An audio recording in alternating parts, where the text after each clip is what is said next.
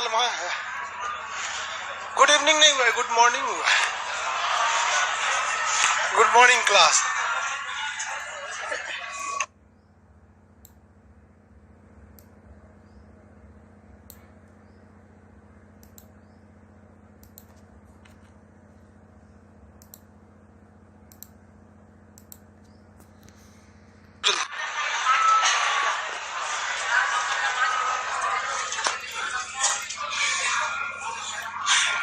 इंदिरा गांधी नहर,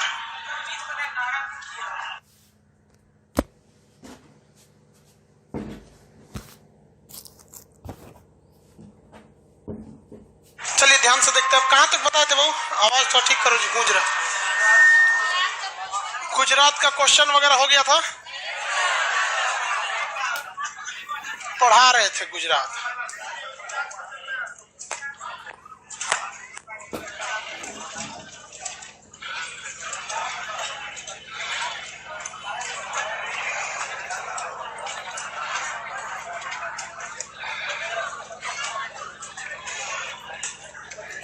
कौन सा टॉपिक पढ़ा रहे थे भाई? गुजरात। ये एरिया क्या कहलाता है? कच्छ। ये सौराष्ट्र। ये क्या कहलाता है? कच्छ। ये सौराष्ट्र कहलाता है। यहाँ पर आपको नीचे में सूरत मिलेगा, ऊपर में भरूच। यहाँ पे गोधरा ट्रेन जो जला दिया गया, उसके बाद क्या हो गया? अहमदाबाद में दंगे फसाद हो गए। ऊंझा वडनगर किस लिए था? नरेंद्र मोदी और उनकी पत्नी के जो जन्म स्थल थे।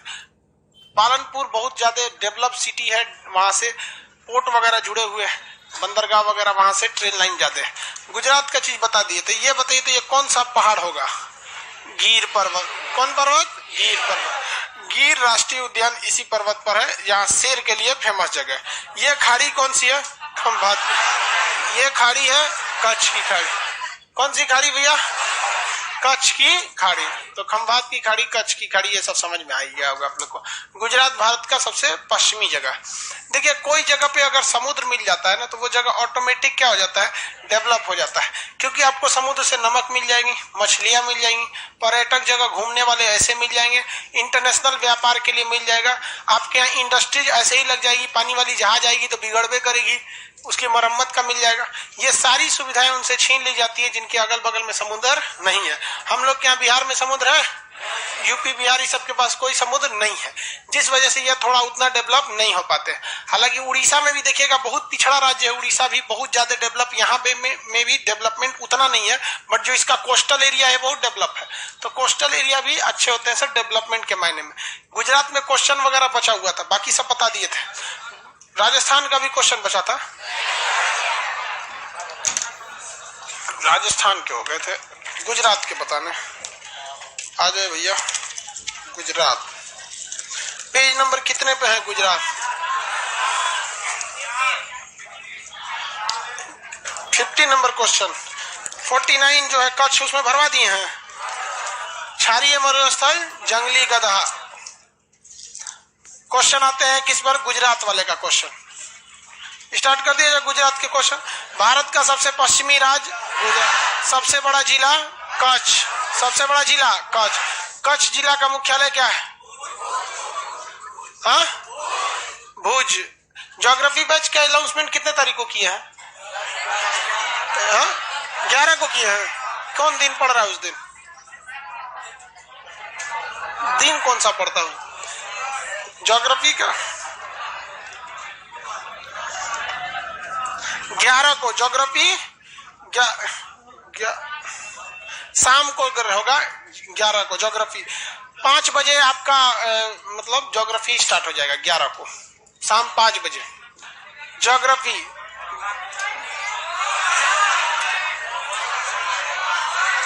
सुनाई नहीं दे रहा है? वर्ल्ड नक्शा, इंडिया खत्म होगा, वर्ल्ड हो जाएगा। क्वालिटी चुप एकदम। चल यहाँ क्वेश्चन देखो, ऐप पर भी रहेगा। हाँ, एप्लीकेशन पे भी है। जो बैच देखो, जो यहाँ रहेगा वही ऐप पर रहेगा, वही लाइव सेंटर में रहेगा, सब जगह होगा। चलो देखो ध्यान से इधर, 5 बजे शाम को, तो सुबह आएगा 5 बजे। 6 बजे बोले थे। शांति से रहो। कच्छ का रण कच्छ के रण में कौन जानवर पाया जाता? जंगली गधा। कच्छ का रण कैसा मरुस्थल है? क्षारीय मरुस्थल। कौन सा स्थान भूकंपीय क्षेत्र है? भुज, भयानक भूकंपीय क्षेत्र है। 26 जनवरी को आया था 2001 को। गुजरात का कौन सा क्षेत्र पाकिस्तान से विवादित है? सरक्रीक। कौन सा जगह? सरक्रीक। क्या ये विवादित है कि जानबूझ के अटकाता है? ले पाएगा सरक्रीक? कराची चल जाएगा, ये संभव है। गुजरात का कौन सा हो गया? गुजरात में किस स्थान पर तेल शोधन कारखाना? जामनगर में बहुत बड़ा रिफाइनरी है, ऑयल रिफाइनरी, जिससे अलग अलग चीजें बनाई जाती हैं, पेट्रोलियम, डीजल, ये सब चीजें। अगला क्वेश्चन, 1025 ईस्वी में अफगान लुटेरा महमूद गजनवी ने कौन सा मंदिर लूटा? सोमनाथ का मंदिर। कौन सा मंदिर? सोमनाथ का। अब विश्वनाथ मंदिर कहाँ है? बनारस। काशी विश्वनाथ मंदिर, विश्वनाथ। कामाख्या मंदिर कहाँ? आसाम में। बद्रीनाथ तो उड़ीसा का, उत्तराखंड। उड़ीसा नहीं, उत्तराखंड। उड़ीसा वगैरह में तो सूर्य देवता का मंदिर है, कोणार्क वगैरह। नमक अनुसंधान केंद्र भावनगर। नमक अनुसंधान केंद्र। पोत भंजन यानी तोड़ने की व्यवस्था कहाँ पे है? भावनगर में। चश्मा वाला बताओ, भावनगर में किस जगह पे? अलंग। चश्मा वाला आगे बैठ गया, इसको पता ही नहीं है। सूरत में किस जगह पे कपड़ा मिलता है? हाँ, याद देख रहा है, रिंग रोड कपड़ा वाला याद है। अलंग बोले, भावनगर का तो नहीं आता। सुनाई नहीं दे रहा है तो दिमाग कहीं और रहेगा तो सुनाई देगा। सुदर्शन झील किसने बनवाया था? चंद्रगुप्त मौर्य। लेकिन इसकी जानकारी जूनागढ़ अभिलेख से मिली है। जूनागढ़ अभिलेख को रुद्रदामन ने लिखा था। अगला क्वेश्चन, सुदर्शन झील का पुनर्निर्माण रुद्रदामन। जूनागढ़ अभिलेख किसका है? रुद्रदामन का। रुद्रदामन का। जूनागढ़ अभिलेख किस भाषा में है? संस्कृत। जूनागढ़ अभिलेख किस भाषा में? संस्कृत। किस अभिलेख से यह पता चलता है कि चंद्रगुप्त मौर्य का साम्राज्य पश्चिम तक था? वही जूनागढ़ अभिलेख। देखो भैया, चंद्रगुप्त मौर्य बिहार का शासक था और जूनागढ़ में जाके इसने सुदर्शन झील बनवाया है, तो इसका मतलब इसका साम्राज्य पश्चिम तक था। ये हिस्ट्री 15 छूट गया। जूनागढ़ अभिलेख में कितने शासकों का नाम है? 3। देखो भैया, यहाँ देखो मेरी ओर, तीनों का नाम नहीं है क्या इसमें? चलिए देखिए, यहाँ सब लोग मेरी ओर देखिए। ये है गुजरात का सौराष्ट्र प्रांत, सौराष्ट्र बोलते हैं। यहाँ सुदर्शन झील बनवाया चंद्रगुप्त मौर्य, लेकिन उसने ना अभिलेख लिखा ना इस बात की जानकारी दी। तो इसके बाद आया रुद्रदामन। कौन आया? रुद्रदामन। रुद्रदामन ने इस झील का पुनर्निर्माण करवाया, लेकिन उसमें इतनी इंसानियत थी कि उसने अभिलेख लिखा और उसमें ऊपर लिखा कि इस झील का निर्माण मगध शासक चंद्रगुप्त मौर्य ने करवाया था। मैं रुद्रदामन इस झील का पुनर्निर्माण करवा रहा हूं। तो कितना लोग का नाम आ गया? 2 लोग। इसके बाद ये आगे चल के झील और टूट गया। गुप्त वंश के समय में ये बिगड़ उगड़ गया था। फिर इसका निर्माण करवाया था स्कंदगुप्त। तो स्कंदगुप्त ने लास्ट में लिख दिया, मैं पुनः इसका पुनर्निर्माण यानी जीर्णोद्धार करा रहा है। तो कितने राजा? 3। उस समय इतनी इंसानियत थी। और आज का मुखिया रहता ना तो ये अभिलेख में तुरवा देता, लिख देता, मैं मुखिया चंडाल इसका झील का पुनर्निर्माण करवा रहा हूं। समझा कि नहीं है? आजकल का नहीं लिखा, मैं चंडाल खान इस झील का पुनर्निर्माण करवा रहा हूं, बाकी सबका नाम मिटवा देता। उस समय इंसानियत बहुत ज्यादा थी। आजकल सच रहा इंसानियत है नहीं है। अगला, कितने राजा हो गए? 3। तीनों के नाम है। किस अभिलेख से यह पता चलता है कि चंद्रगुप्त मौर्य का साम्राज्य पश्चिम? जूनागढ़। दमनदीप को कौन अलग करता है? खंभात की खाड़ी। दमनदीप को कौन अलग करेगा? इसके बीच में कौन सी शिप सेवा चालू की गई है? Ro ferry. Roll on roll off. Roll on roll off समझ में आ गया ना? सीधे गाड़ी लेके चढ़ जाइए। ऐसे पानी वाली जहाज लगी रहती है बंदरगाह के किनारे, आप ट्रक लाइए, इसमें एक के बार 200-150 ट्रक घुसा दीजिए आराम से। ट्रक नीचे वाले पे, किसी को कार ले जाना है तो उसके ऊपर वाले फ्लोर पे कार रख दीजिए। बाइक है, टेम्पू है तो ऊपर वाले पे बाइक टेम्पू, अब बाकी लोगों के ऊपर रहने के लिए कमरा बना हुआ है, देगा उतार के लेके चल जाइए। बढ़िया व्यवस्था है कि नहीं? ऐसी ही रो फेरी अगर बिहार में हो जाती तो गंगा नदी यहां से यहां तक है।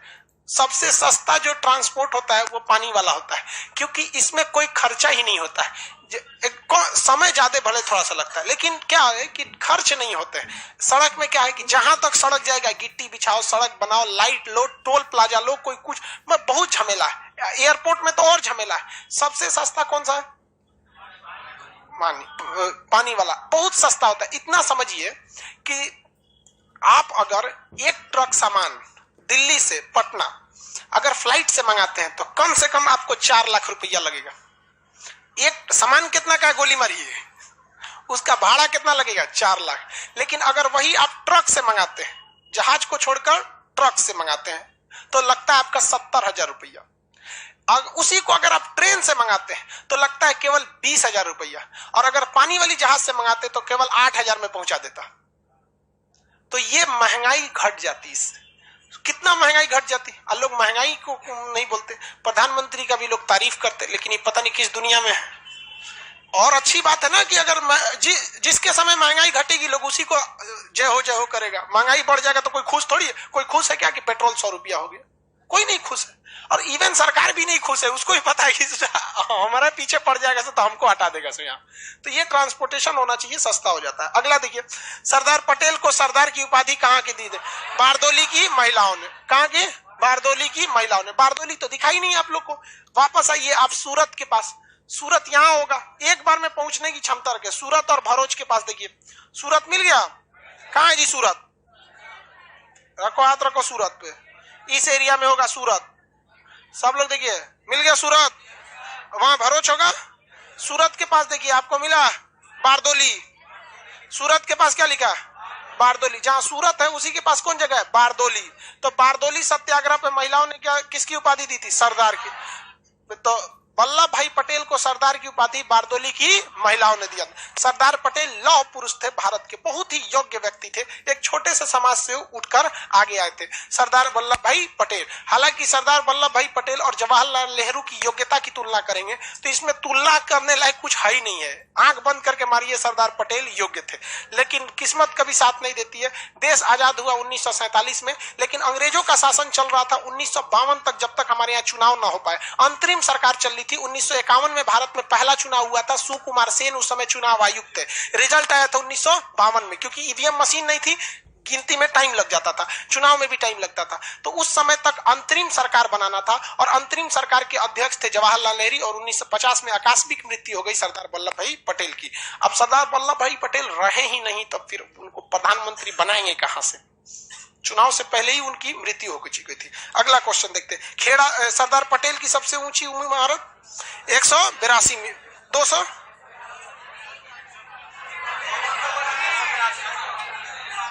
इसमें 182 मीटर है, इसमें है ही नहीं। Option number D. अगला, खेड़ा सत्याग्रह किसने किया था? महात्मा गांधी ने। कब हुआ था? 1918 में। खेड़ा सत्याग्रह 1918। 10 रुपए के नोट पर किसका चित्र? मंगलयान थोड़े हैं, रानी की बाव। 100 आप उसको 100 बना लेंगे, रानी की बाव हो जाएगा। अगला देखिए, भारत का सबसे व्यस्त बंदरगाह कांडला। अब देखिए, ये भारत का सबसे व्यस्त बंदरगाह कौन हो गया है? कांडला। रीजन क्या है कि इसके अगल बगल में मुक्त व्यापार क्षेत्र हो गया है। मुक्त व्यापार क्षेत्र होने की वजह से यहाँ इंडस्ट्री ज्यादा लग गई है। यहाँ से एक्सपोर्ट बहुत ज्यादा होता है, क्योंकि यहाँ शर्त रख दिया गया है एक्सपोर्ट करिएगा तो टैक्स नहीं देना पड़ेगा आपको। ये सबसे व्यस्त हो गया। इसका नाम क्या बदल के हो गया है? दीनदयाल उपाध्याय बंदरगाह हो गया। वो बंदरगाह में बताएंगे। सिंधु सभ्यता का गोदीवाड़ा यानी बंदरगाह कहाँ था? लोथल। 24 नंबर, सिंधु सभ्यता का सबसे बड़ा स्थल कौन था? धौलावीरा। लेकिन बाद में खोज होकर पता चला कि राखी गढ़ी है, लेकिन उस समय तक धौलावीरा ही था। तो ऑप्शन के हिसाब से क्या लगाएंगे? धौलावीरा। नदियों की पहचान करेंगे, कर लेंगे। 3 नंबर कौन सी नदी है? 3 नंबर, 2 को में 3 दे दिया है। तो ये पहला जो साबरमती को 1 कर लीजिए। साबरमती को क्या कर लेंगे? 1 कर लेंगे। साबरमती को 1 कर लीजिए। देखे बाबू, कॉपी कर नहीं, कलम देखे, इसको सुधारना पड़ेगा ना अगले बैच के लिए। साबरमती को क्या कर देना है? 1। तो साबरमती कितना हो गया? 1। तो 2 नंबर में कौन सी हो जाएगी? नर्मदा। और 3 नंबर में कौन हो जाएगा? ताप्ती। 3 नंबर में ताप्ती। ये नदी बोलिए तो साबरमती, और ये नर्मदा, ये ताप्ती। ये बता सकते हैं? माही। महानदी नहीं है, माही। महानदी तो इधर में है, कौन सी नदी है? माही। तो नदियों में तो इसको और डिटेल से बताएंगे। ऑप्शन नंबर ए हो जाएगा, ऑप्शन नंबर ए, साबरमती नदी। अगला देखिए, 1 नंबर से कौन सा एरिया दिखा रहा है? कच्छ, कच्छ का रण। 1 नंबर से क्या होता है? कच्छ का रण। 2 नंबर बताएंगे, हाँ सौराष्ट्र। 3 नंबर खंभात की खाड़ी, 3 नंबर खंभात की खाड़ी। चलिए ऑप्शन नंबर, स्थान की पहचान करें, इधर दिया। 1 नंबर बताइए तो, यहाँ लिखा हुआ सर क्रीक। कई ठोको तो 1 नंबर दिखिए नहीं रहा है, एकदम कोना में लिखा हुआ है सर क्रीक।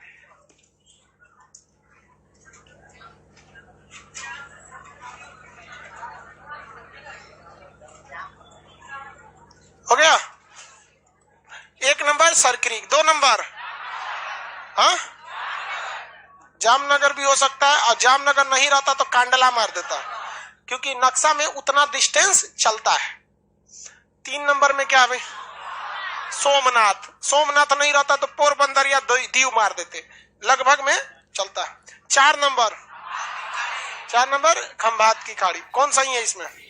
बिहार वाला बी, सरकरी, जामनगर, सोमनाथ, खंभात की खाड़ी। आगे बढ़ जा। अगला राज्य कौन सा आएंगे? उत्तर प्रदेश। भाई देखो कुछ 12 नंबर क्वेश्चन।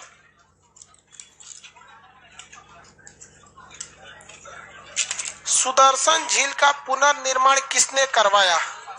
अच्छा ठीक है, बढ़िया। देखिए 12 नंबर क्वेश्चन ध्यान से समझिए कि 12 नंबर क्वेश्चन हम लोग तो पढ़े, बट ऑप्शन डिटेल से नहीं पढ़े।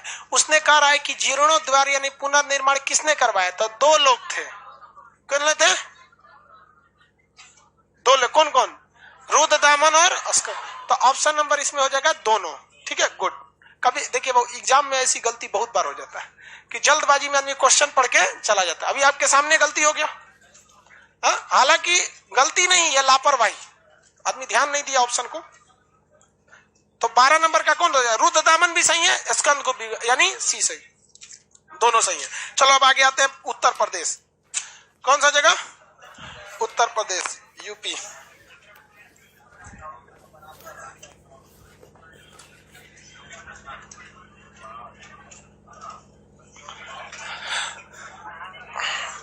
उत्तर प्रदेश जो जगह है भारत के, भैया इसका पुराना नाम क्या था? उत्तर प्रदेश का पुराना नाम था यूनाइटेड प्रोविजन। क्या नाम था? यूनाइटेड। नक्शा छोटा कर देते हैं, केवल उत्तर प्रदेश ले लेते हैं। आप लोग के पास तो पूरा नक्शा है ना, वो केवल काट के उत्तर प्रदेश ले लेते हैं। बहुत बड़ा हो जा रहा है, दिक्कत हो रहा है देखने में। हाँ इतना ठीक है।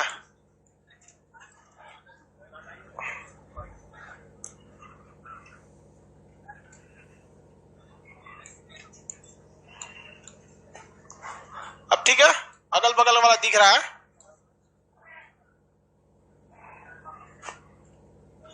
बिहार तक तो दिख ही रहा है, ये ना उत्तर प्रदेश। समझ में आ रहा होगा? नहीं आ रहा है? अरे आ ही रहा होगा। ये रहा यूपी, उत्तर प्रदेश। भारत का सबसे बड़ा राज्य राजस्थान।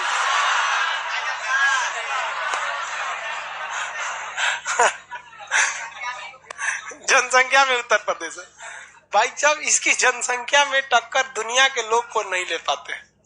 रूस आगे है, पाकिस्तान आगे है, अमेरिका आगे है, चीन आगे है, यही 4 देश आगे हैं भारत इससे। किससे? उत्तर प्रदेश। बाकी उत्तर प्रदेश के लोग को कोई जनसंख्या में पीछे कर सकता है क्या? 22-23 करोड़ जनसंख्या हो गई। ये एक बहुत बड़ी समस्या है जनसंख्या। ये जनसंख्या, इसे समझना जरूरी है कि जनसंख्या बढ़ने के 3-4 कारण है, कई कारण है। पहला तो एक आदमी का मान्यता है कि भैया बच्चे ऊपर वाला देता है। बहुत सारी दवाइयां आती हैं, वो दवाइयां खा लीजिए, उसके बाद कहिए कि ऊपर वाला दे दो। 20-20 रुपए की दवाइयों की ताकत इतनी है कि फिर वहां पे भगवान काम नहीं करेगा। हर चीज क्या बोले हम यहाँ पे, बताओ यार, हद है यहाँ पे। हर चीज ऊपर वाला करता है, तो फिर जब महंगाई पेट्रोल बढ़ती है तो मोदी को क्या बोलता है? बोलो ऊपर वाला कर रहा है। हर चीज आप भगवान के भरोसे नहीं छोड़ सकते। एक ये गलत मानसिकता कि भगवान देता है ऊपर वाला। हाँ ये बात जरूर है कि अगर कोई गर्भवती महिला है तो एबॉर्शन दोनों हिसाब से गलत है। इंसानियत के नाते भी और कानून के नाते भी। लेकिन आपको एबॉर्शन करने को बोल कौन रहा है? आप बच्चे को गर्भ में आने क्यों देते हो? 25 को दवाइयां आती हैं, डेली रेडियो पे प्रचार देते रहता है। तो एक महिलाओं के लिए टेबलेट, कई तो सहेली वगैरह करके कुछ टेबलेट आते हैं। नॉर्मली इसका जनसंख्या को कंट्रोल करना एक सामूहिक जिम्मेदारी है, सरकार का नहीं है। और इसको सबसे ज्यादा झेल कौन रहा है? उत्तर प्रदेश। और ऐसा नहीं केवल उत्तर प्रदेश झेल रहा है, पूरा भारत झेल रहा है। आज हमारे देश में अगर 100 करोड़ रुपया है, 100 करोड़ एक बहुत बड़ा अमाउंट है, इतनी जनसंख्या की किसी काम का नहीं। आप जनसंख्या क्या चीज होता है आप देखिए यहाँ पर, अगर हम आप लोग को एक एक लड्डू खिलाना चाहेंगे तो हमको कम से कम 4 लाख रुपया, 2 से 3 लाख रुपया लगेगा। सोचो 2 से 3 लाख रुपए में हम आपको केवल लड्डू खिला सकते हैं, क्योंकि इतनी जनसंख्या केवल ऑफलाइन वाला। और ऑनलाइन वालों को तो कभी सोच ही नहीं सकते। सोचो 12 लाख रुपया, 12 लाख से एक लड्डू कितना का मिल रहा है? 5 रुपया, 12 पचे 60, 60 लाख रुपया अगर हम खर्चा करेंगे, 60 लाख रुपए, तो अपने ऑनलाइन बच्चे जो 12 लाख पढ़ रहे हैं उन्हें एक एक लड्डू मिलेगा। हमारा कितना जाएगा?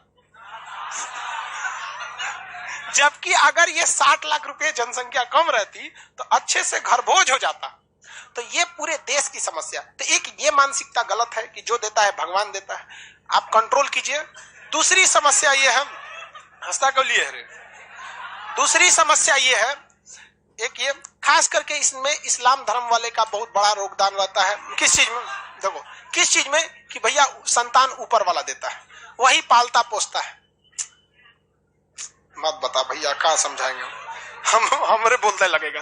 एक ये समस्या, ये जो मानसिकता है ना कि जो देता है भगवान देता है, ये बाकी धर्मों में नहीं है, ये स्पेशली इस्लाम धर्म वालों में है। कि भैया एक तो आदमी था जान पहचान में, उससे हम पूछे कि शादी हो गया आपका? तो कह हाँ सर शादी तो हमारा बहुत पहले हो गया। तो कितने बाल बच्चे? तो कह 9 गो। हम गए नाम कैसे याद रखता है? 9 गो तो फिलहाल में आदमी स्टाफ नहीं है, जब पूरा बैच 6 गो लड़की पैदा करना कर देगा। वो फुल कॉमा देके बढ़ते रहेगा, तब तक फुल स्टॉप नहीं मारेगा जब तक लड़का ना हो जाए। आप इस चीज को स्वीकार करते हैं कि नहीं करते? और ये अगर वो सोचता है तो ये उसको 100% गलत भी नहीं है। एक गांव की लड़की किस तरह से अपने पैरों पे खड़ी होगी? एसएससी के भरोसे। एसएससी वाले तो इन सालों को तो मन करता ना मारी एक तमाचा के होश में आ जाए। उसके भरोसे बैठेगी वो लड़की? नहीं रह सकती वहां पे। रेलवे वालों के भरोसे, बिहार एसएससी के भरोसे 14 में फॉर्म निकाला था, साला अभी तक सोया हुआ है। हाँ, और कहते हैं लोग कि जनसंख्या। आज आप बस इतना प्रमाण दे दीजिए कि कोई लड़की अगर दिल से 2 साल तक पढ़ाई कर लेती है तो उसका जॉब हो जाएगा। हमें ये जनसंख्या को कंट्रोल करने में एक बहुत बड़ा योगदान होगा। कोई जानता है कि लड़का का जॉब नहीं हो रहेगा, मजदूरी करेगा, कुछ भी करेगा, घी के लड्डू टेढ़ो भला बोलते हैं ना, कुछ भी करके जिला ले। एक महिला क्या करेगी वहां पे? नहीं, लेकिन इस पे ध्यान नहीं जाता है यहाँ पर। तो एक पुरुष प्रधान का समस्या हमारे देश में बहुत बड़ा। दूसरा, ग्रामीण पृष्ठभूमि। गांव में ना आज भी मेंटेलिटी है कि कम से कम तो 4 गो चलेगा। गांव में ये मेंटेलिटी है कि आज भी कितना, कम से कम 4, और शहर में 2 बहुत है शहर में। तो एक ये मेंटेलिटी का भी इफेक्ट पड़ता है। तीसरा कारण क्या चीज हो जाता है? एक और कारण, ये तो 3 ठो गिनवा दी। एक और कारण देखिए, शिक्षा और गरीबी। देखिए गरीब रहेंगे तो अशिक्षा आ जाएगी, स्वाभाविक हो जाती है कि कोई गरीब व्यक्ति परिवार पालेगा कि पढ़ाएगा बढ़िया से। शिक्षा सस्ती तो है नहीं। यहाँ पर हमको पता है एक एजुकेशन ऑनलाइन में बहुत बड़ा टाइकून कंपनी है, आप नाम नहीं लेंगे, हमको 107 करोड़ रुपए दे रही थी। आप हमारे में आ जाइए। पहले उसने 80 करोड़ दिया, हम नहीं गए। 107 करोड़ रुपए हमको दे रही थी, जबकि जीवन लगा देंगे तो हम 107 करोड़ नहीं कमा पाएंगे। लेकिन जो हम बच्चों का प्रेम कमा लेंगे वो 107 करोड़ में कोई खरीद ही नहीं सकता है। यहाँ पे हम 200 रुपया में पढ़ाएंगे, हम खुश हैं, उतना ही में हम खुश है। लेकिन हमको पता है कि कोई अगर हमको इतना करोड़ रुपया दे रहा है तो फिर लड़कों से कितना लेगा। और कहता है कि सर आप लड़कों से बोलिए ना कि हम 10,000 रुपया लेंगे, वो देगा। शुरुआत में 2 महीना 1 महीना कहेगा बहुत महंगा है, बहुत महंगा, फिर जाएगा कहां वहां पे। तो एक ये देखिए कि शिक्षा बहुत महंगी होती जा रही है। तो जो व्यक्ति गरीब है वो ज्यादा शिक्षा नहीं दे पाता है। तो आप देखिएगा सेम जाति के लोगों को देखिएगा, सेम जाति के, आप सेम धर्म का देख लीजिए। इस मतलब एक तरह का मुस्लिम में ही हम देख लेते हैं कि जनसंख्या में ये सबसे ज्यादा टारगेट पे रहते हैं। एक मुस्लिम का कम्युनिटी है ए, एक मुस्लिम का कम्युनिटी बी है। ये शहर है ए, बी शहर, ये शहर है ए शहर। यहां भी मुस्लिम है, यहां भी मुस्लिम है, दोनों की जाति भी सेम है। बट यहां वाला एरिया जो है ना ये गरीब है, और यहाँ पर जो शिक्षा है ये भी बहुत ही कम है यहाँ है। और ये वाले जो मुस्लिम है ये क्या है, अमीर है, और यहाँ पर शिक्षा भी ज्यादा है। आपने ना ए शहर को देखा है ना बी शहर को देखा है। हमने आपके सामने दो कंडीशन रखे हैं, बताइए जनसंख्या कहाँ ज्यादा होगी, कैसे बता दिए, ये रियलिटी है। और अगर आप यहाँ मुस्लिम काट के अगर आप हिंदू भी रखते हैं, मुस्लिम काट के अगर आप हिंदू भी रखते हैं तो रिजल्ट सेम होगा, जनसंख्या कहाँ ज्यादा देखने को मिल जाएगी, वहां पे मिल जाएगी। तो ये जनसंख्या का जड़ है, यहां तक में आती है जनसंख्या। शिक्षा दूसरा देखते हैं, हम जाति के हिसाब से हटा दिए, ठीक है। अब हम चलते हैं इसके, एक ये शहर है ए और एक है बी। हमने यहाँ किसी जाति को नहीं रखा, ना ही किसी धर्म को रखा। हम इसको कहते हैं कि ये जो जगह है ये गांव वाला एरिया है और ये जो ये है शहर है। बताइए जनसंख्या कहाँ ज्यादा हो, तो जनसंख्या का कोई एक कारण नहीं है भैया, मल्टीपल कारण है। इसलिए सरकार पगला जाती है, सोचा कंट्रोल कहां से करे। दुनिया में हर चीज को मारने के अलग अलग हथियार है, हर चीज को मारने के अलग अलग हथियार है। जहां बंदूक काम आएगा वहां बम नहीं आएगा, जहां लड़ाकू जहाज काम आएगा वहां हेलीकॉप्टर काम नहीं आएगा। लेकिन दुनिया के हर चीज को हराने के लिए केवल और केवल एक ही हथियार बना है, वो है शिक्षा। ये दुनिया के किसी भी चीज को हरा सकता है अगर शिक्षा रहेगा तब। लेकिन फिर हार थक के समस्या वही आ जाती है, इतना ना जनसंख्या है कि शिक्षा दे कैसे, बहुत ज्यादा। हाँ ऑनलाइन सही बोला है, ऑनलाइन। इसमें अंबानी यानी जियो का बहुत बड़ा योगदान है, जियो का भी बहुत बड़ा योगदान है। तो इस जनसंख्या को कंट्रोल करने के लिए एक और जनसंख्या है जिसपे कोई ध्यान नहीं देता है, एक और बहुत बड़ा काम है जनसंख्या के जिसपे लोग ध्यान नहीं देता है। एक जनरेशन का डिफरेंस, जिसकी शादी 1960 के आसपास में हुई थी, 1960 से 70 के आसपास में, यानी ये आपके दादाजी का एज है, ये दादाजी की एज की बात कर रहे हैं, जिनकी शादी 1960 के 70 के दशक में थी। ये आपके दादाजी इसी एज में होंगे, इसी एज में शादी किए होंगे। मेरे दादाजी की शादी 1956 में हुई थी, आप लोग के दादाजी की भी शादी इसी एज में हुई होगी, ठीक है। इस समय में जो बच्चे थे वो एवरेज हुआ करते थे 5 से 7।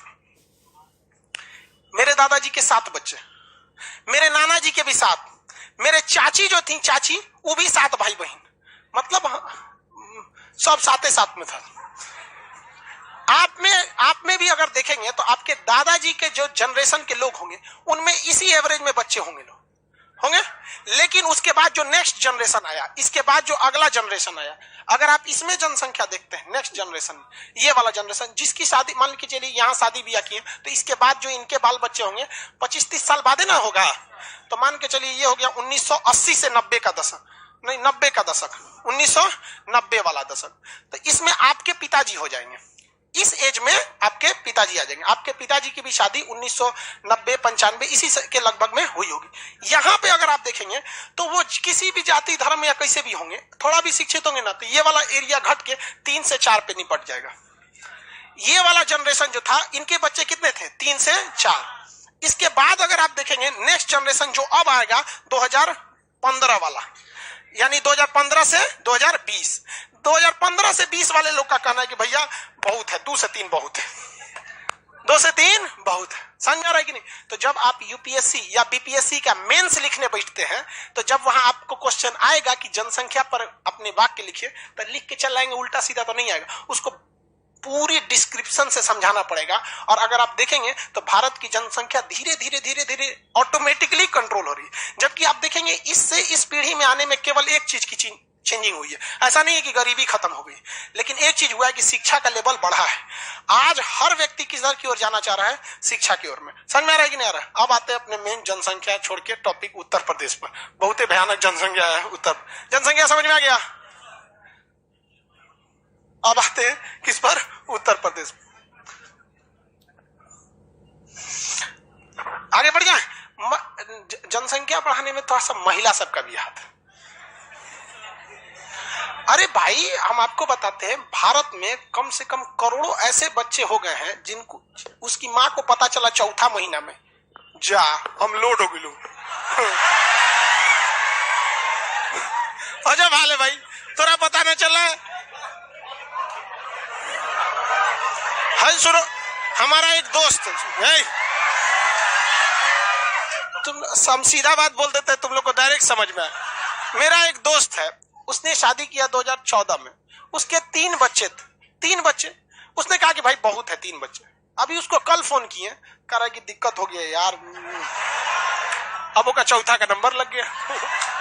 हमके जब तेरा तीन कंफर्म था तो सोच रहा तोरा सिजेरियन ऑपरेशन करा लेता, काम खत्म ना, सोच रहा यहाँ पे चौथा। आप कहेंगे ठीक है तो गलती से पांचवा हो जाएगा। चलो यहाँ देखो ऊपर में उत्तर प्रदेश देख लिए हैं, किसी को समझने में दिक्कत नहीं हो रहा होगा। उत्तर प्रदेश का सबसे ऊपर में देखेंगे आपको मिलेगा सहारनपुर, मिल गया सहारनपुर। उत्तर प्रदेश का सबसे ऊपरी भाग में कौन सा मिलेगा? सहारनपुर। सब लोग देखो ध्यान से। हाँ एक और बोल रहा है लड़का, क्या नाम है? शैलेश कुमार। सर जनसंख्या वृद्धि में एक और कारण है लॉकडाउन।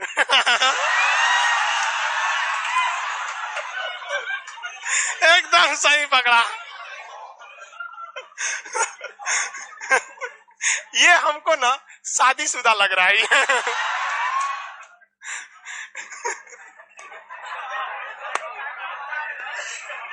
चलो देखो सहारनपुर मिल गया।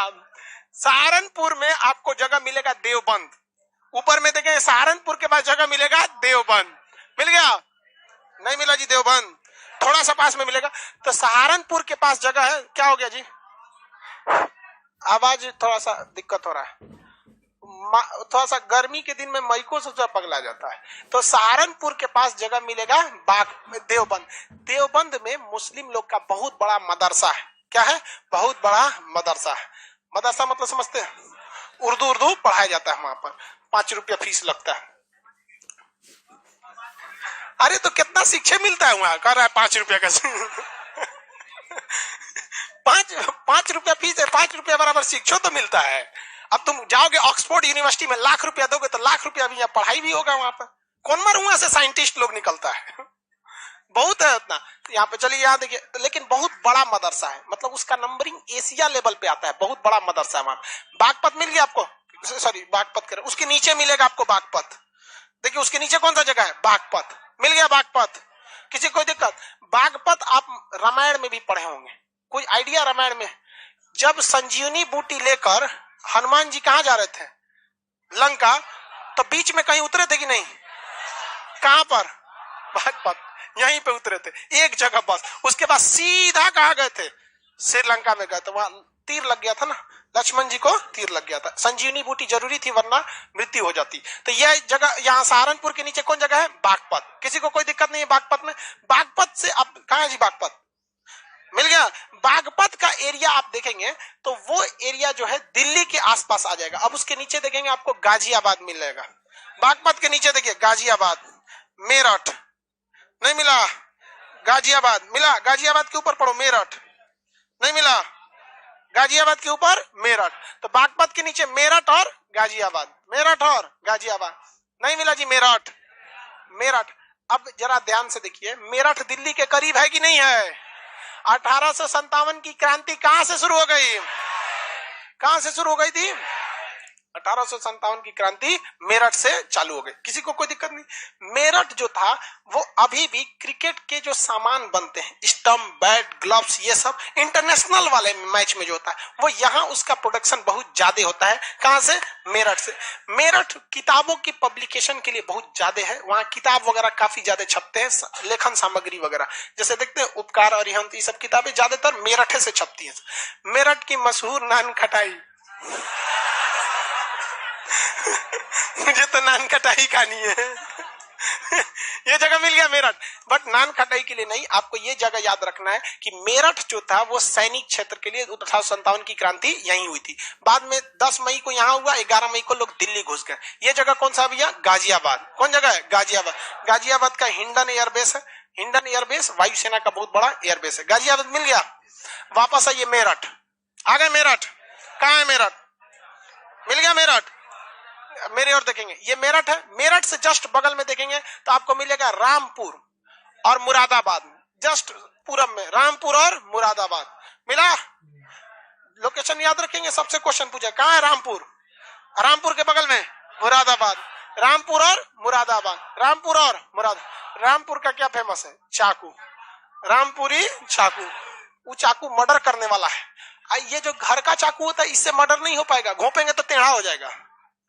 सब्जी काटने वाला है। आदमी काटने वाला कहाँ मिलता है? आदमी काटने वाला राम।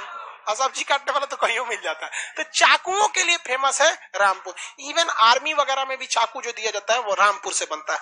यहाँ के लिए एक स्पेशल डिजाइन किया जाता है चाकू, जो सेना के गोरखा रेजिमेंट को दिया जाता है, जिसे कहते हैं खुखरी। क्या कहते हैं? खुखरी। वो गोरखा रेजिमेंट वालों की फौज का सबसे मुख्य हथियार होता है खुखरी। वो इस टाइप का हथियार रहता है, रखे रहते हैं लोग यहाँ पे, इस टाइप का रहता है। वहाँ खुखरी नेपाली गोरखा सैनिक, उन सब का मुख्य हथियार है खुखरी। वहां पर एक गोरखा रेजिमेंट का सैनिक था जो रिटायर हो गया था, वो ट्रेन में बैठ के जा रहा था। तो ट्रेन में जब ट्रेन आगे बढ़ी तो सुनसान एरिया था, तो वहां लोग डकैती करने लगे। तो गोरखा रेजिमेंट का था, वो रिटायर हो चुका था, लेकिन वो जितने गोरखा रेजिमेंट वाले होते हैं उनका ये मुख्य हथियार होता है खुखरी। अब वो खुखरी की पूजा करते हैं, इसकी उनको भगवान की तरह खुखरी की पूजा कर। ट्रेन में बैठा था, ट्रेन में 15-20 गुंडे घुस गए, सब हवाई फायरिंग करने लगे, सब ट्रेन की चैन पुलिंग करके, और सबका सामान लूटने लगे सब। ये बेचारा चुपचाप देख रहा था। इससे भी पर्स वगैरह छीन लिए, से दे दिया, कहा कि भैया पर्स के चक्कर में जानना न देंगे, क्योंकि बहादुरी और समझदारी में अंतर होता है। लेकिन उसी ट्रेन में एक लड़की बैठी थी, गुंडे सब उससे छेड़खानी करने लगे सब। अब भाई ये ठारा भारतीय फौज का जवान, एकरा से बर्दाश्त हुआ ना, निकाला खुखरी, अब मार के 17 आदमी को वहीं सुला दिया। और वो लोग बंदूक से थे लोग, ये खुखरी का यहाँ भाई कुछ भी देखिए, है तो फौजी ही ना। शेर बूढ़ा हो जाएगा तो क्या पंजा मारना छोड़ देगा? हाँ, एक सेकंड।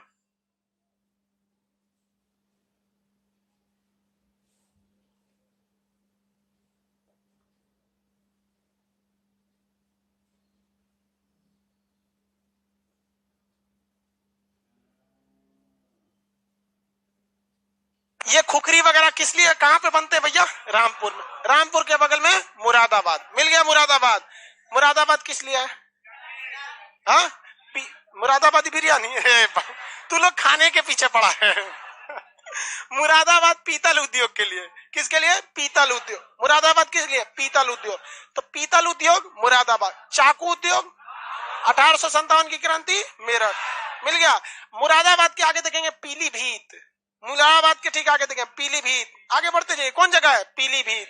कौन जगह है? पीलीभीत। नेपाल से जब पानी आती है ना, तो पीलीभीत में पानी लग जाता है। तो जिस जगह पे पानी लग जाता है उसे हम लोग कहते हैं तराई क्षेत्र। कौन सा क्षेत्र? तराई क्षेत्र। तो पीलीभीत कैसा क्षेत्र है? तराई क्षेत्र। जैसे बिहार में कोसी क्षेत्र है ना तराई में, वैसे यहाँ पे कौन सा है? पीलीभीत। पीलीभीत के पास देखिए बाग बनाया होगा, लिखा होगा दुधवा राष्ट्रीय उद्यान। कौन सा राष्ट्रीय उद्यान? दुधवा राष्ट्रीय उद्यान। तो उत्तर प्रदेश का सबसे बड़ा राष्ट्रीय उद्यान कौन सा है? दुधवा। किस चीज के लिए फेमस है भैया? बाघ के लिए। दुधवा राष्ट्रीय उद्यान किसके लिए है? बाघ के लिए। कहाँ है जी दुधवा राष्ट्रीय उद्यान? मिल गया। अब दुधवा राष्ट्रीय उद्यान से थोड़ा सा आगे बढ़ेंगे, देखिएगा श्रावस्ती।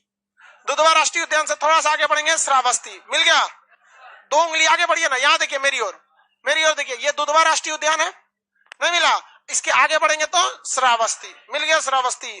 किसी को दिक्कत? श्रावस्ती। श्रावस्ती एक महाजनपद की राजधानी थी। कितने लोग बता सकते हैं कौन सी महाजनपद? बताइए कौन सा? कौशल महाजनपद। राजधानी क्या थी? श्रावस्ती।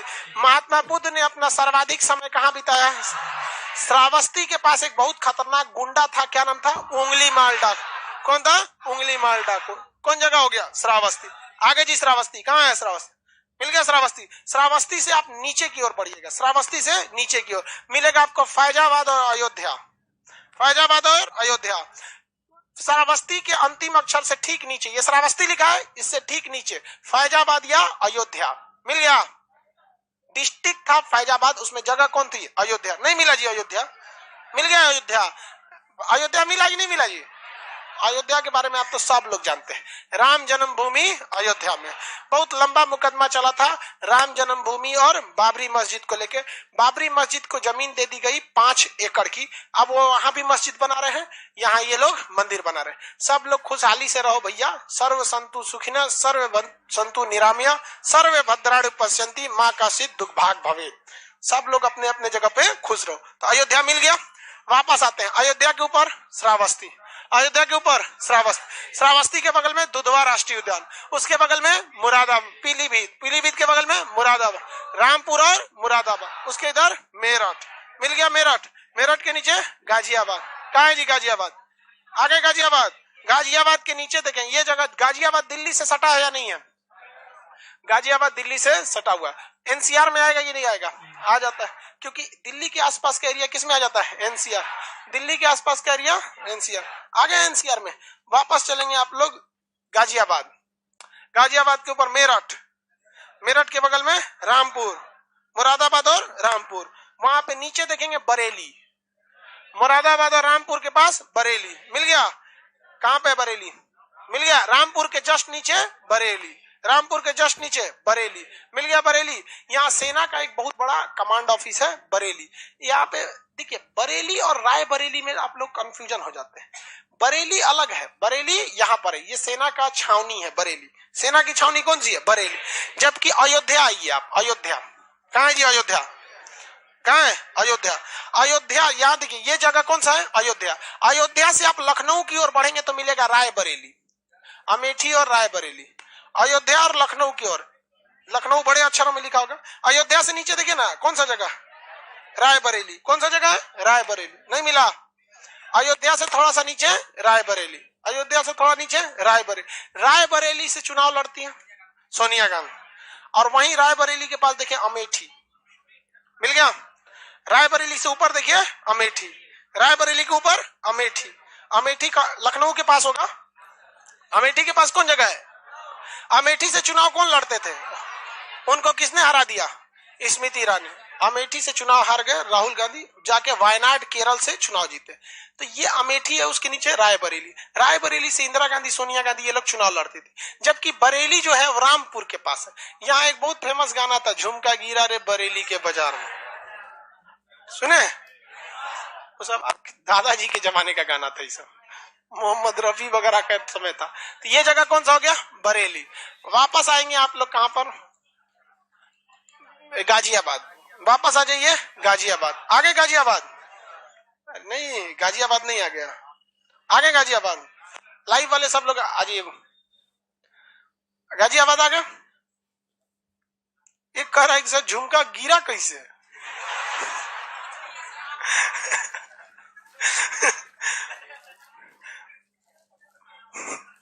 परवीन लड़की का नाम यही पूछ रही है, झुमका गिरा कैसे, झुमका गिरा कैसे। अब पता नहीं, उसके पिछवा को रिपीट मारने वाला होता है, ठोक दिया जाता है उसको, रिपीट समझते हैं, नट टाइप का होता है, कोई नट टाइप का ढीला हो गया और गिर गया। गाजियाबाद के नीचे अगर बढ़ेंगे तो अलीगढ़ मिलेगा, मिल गया अलीगढ़। गाजियाबाद के नीचे अलीगढ़, अलीगढ़ मुस्लिम यूनिवर्सिटी कहाँ है, अलीगढ़। इसका पुराना नाम था अलीगढ़ एंग्लो ओरिएंटल कॉलेज, बाद में जाके ये यूनिवर्सिटी हो गया, एक बहुत बड़ी यूनिवर्सिटी है। उत्तर प्रदेश के 3 बड़े यूनिवर्सिटी, अलीगढ़ मुस्लिम यूनिवर्सिटी कहाँ पर है, अलीगढ़ में, बनारस हिंदू यूनिवर्सिटी बनारस में, और इलाहाबाद यूनिवर्सिटी। तो ये 3 बहुत फेमस यूनिवर्सिटी है आपका उत्तर प्रदेश में। इस यूनिवर्सिटी में पढ़ लेते हैं तो भैया बहुत अच्छी पढ़ाई होती है। पढ़ने वाले कहीं पढ़ लेते हैं, नहीं पढ़ने वाले ससुरे ऑक्सफोर्ड में भी जाके फेल हो जाते हैं, उनसे कोई नहीं। लेकिन हाँ यहाँ फैकल्टीज अच्छी होती है यहाँ पे। अलीगढ़, अलीगढ़ जो है वो ताला उद्योग के लिए प्रसिद्ध है। किस चीज के लिए, ताला उद्योग। क्वेश्चन आएगा ताला परियोजना कहाँ पर है, तो आप मार देंगे अलीगढ़, हो जाएगा गलत। ताला परियोजना भूटान में है, कहाँ पर है, भूटान। ताला परियोजना एक बिजली घर का नाम है, ताला प्रोजेक्ट, ताला प्रोजेक्ट ये कहां पर है, भूटान में है। भारत ने वहां बांध बनाया है बिजली घर के लिए, कहां पर, भूटान में। तो कहेगा ताला परियोजना भूटान, और ताला उद्योग अलीगढ़,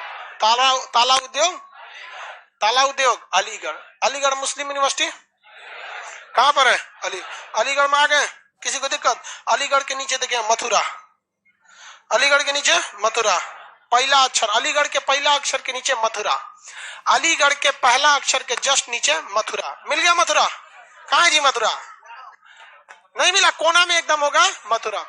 अलीगढ़ के कोना में एकदम कौन सा जगह है, मथुरा। कृष्ण भगवान की जन्मभूमि वृंदावन, मथुरा में। वृंदावन कहाँ है, मथुरा। देखिए वहां वृंदावन मिला कि नहीं मिला, वृंदावन के कृष्ण कन्हैया है कि नहीं। तो देखिए कृष्ण भगवान तो बहुते उपदेश दिए कि नहीं दिए। और महाभारत में सबसे ज्यादा अगर किसी के साथ छल कपट हुआ है बेचारा कर्ण के साथ, जीवन से मरण तक बेचारा को जिसने देखा उसने बेचारे से छल कपट किया। भगवान का रूप लेकर कृष्ण भगवान लोग, इंद्र भगवान, ये लोग मिलकर उससे कवच कुंडल छीन लिया। नहीं तो कोई मार देता क्या कवच कुंडल में, नहीं मार सकता। आखिरी वक्त में जब रथ का चक्का उठा रहे थे तो भी उसके साथ छल किया गया। लास्ट में जब मृत शैया पर लेटा था तो उसके ब्राह्मण का भेष लेकर कृष्ण भगवान उससे कहे कि हमको कुछ दक्षिणा दो मरने के टाइम पे, तो पत्थर लेके सोना का दांत तोड़ दिया, सोना का दांत था तोड़ दिया कर्ण ने, और दिया तो उन्होंने मना कर दिया, कहा कि ब्राह्मण को जूठा देते हो। तो उसने कहा कि एक काम कीजिए ब्राह्मण देवता, हमको तीर लग गया है, हम उठ नहीं पा रहे हैं, वो मेरा धनुष उठा के दीजिए, हम अभी आकाश में मारते हैं वर्षा होती है, बहुत बहुत बलशाली था। तो कहा कि हम उठा के देंगे तो ये मेरा कर्म हो जाएगा, और ब्राह्मण को कर्म के बदले उसकी मजदूरी मिलती है, दीक्षा नहीं मिलती।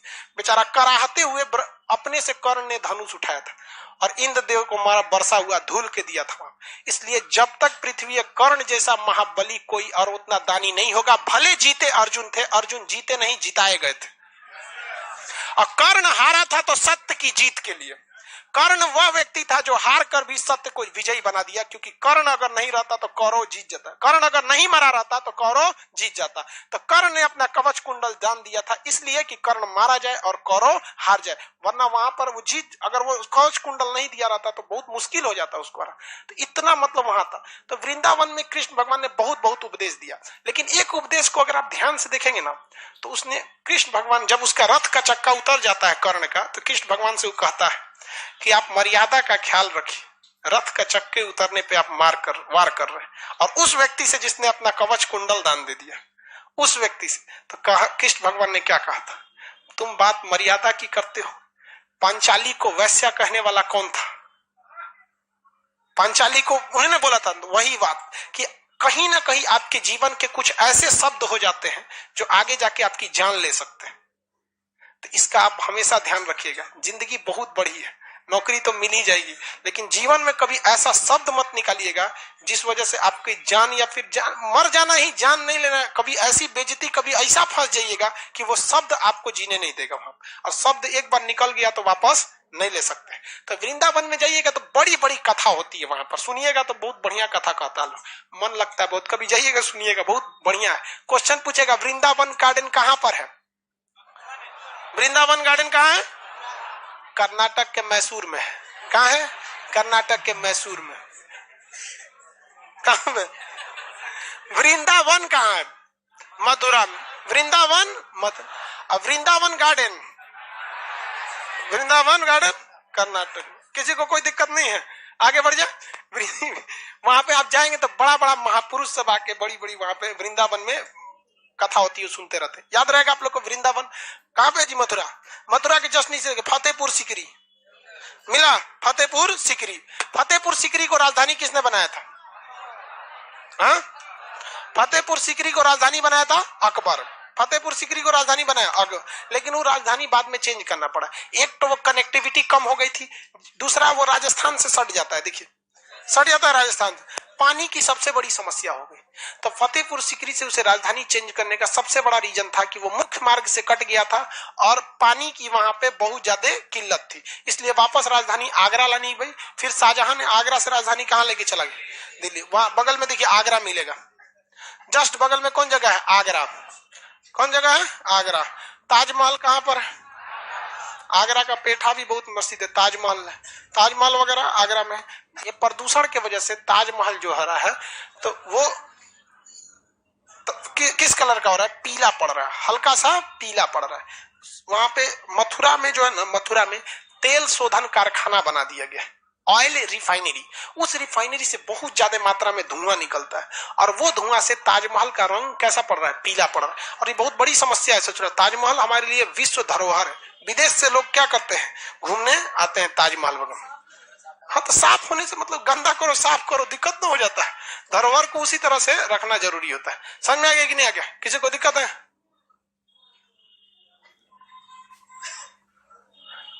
चलिए समझ में आ गया। लाइव वाले को कोई दिक्कत नहीं। अब एक सूचना सुनिएगा। सूचना ये है कि कल सारे बैच चलेंगे, केवल ये वाला जो बैच है मैप, कल ये बैच सस्पेंड रहेगा, ठीक है? कल हमको एक जगह मीटिंग में जानी है, और नहीं पटना में ही है, बट बहुत हाई लेवल का मीटिंग है, उससे हम लोग कैंसिल नहीं कर सकते, सीधे मंत्रालय वगैरह से। बाकी सारे कहाँ? हिस्ट्री का एडमिशन, लाइव वाले लोग हिस्ट्री का एडमिशन अभी नहीं लिया है सब। कितना लड़कों को लेकर सर्वर बैठ जाएगा, थोड़ा सा चालू कर देंगे आज हम। चलो भैया निकलिए आप लोग। कल लाइव